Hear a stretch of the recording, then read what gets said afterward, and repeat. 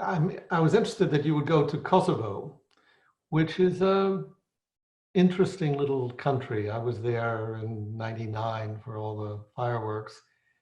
And I wouldn't have thought that the Saudis would have had a huge influence, although I saw their charities in operation in the Balkans quite a bit. That they were trying to influence things was unquestionable, but so were the Iranians.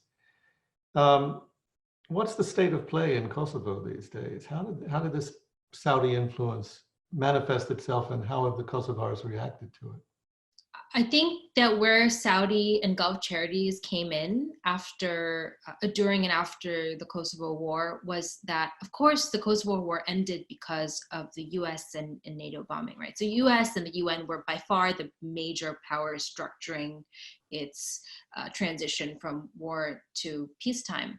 But what the US and the UN didn't really care about is the religious life of this post-war community. So even though part of the war had involved, Serb forces using minarets for target practice, murdering imams, destroying Sufi lodges, even though this had all been part of the war, it was not in any way really attended to by the UN and the US. And that was the perfect vacuum for Saudi to come in and attend to the religious life of this very, very traumatized community.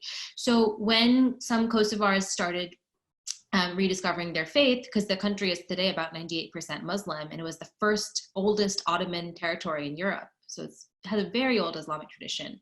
When people started rediscovering their faith when Kosovo became an independent country, they often found the Islam available to them was the Saudi flavored one, because all the imams who were available to teach in their mosque, many of them had to study in Saudi because that was where they got scholarships. And the Gulf charities that came from 98 onward for about 10 years were printing a lot of Qurans in Albanian, which is the language they speak there. They were printing a lot of books. They were running a lot of English classes, computer classes, women's like knitting circles, all with a little bit of proselytization. But they were providing all of these things, and it was hard for anyone in the religious sphere to provide a robust alternative. So that's why Salafism took hold in Kosovo quite unexpectedly. And Chris, you might be interested to know, I originally thought I was going to write about Bosnia for this because I wanted to do a European case study. I went to Bosnia. I spent a long time there.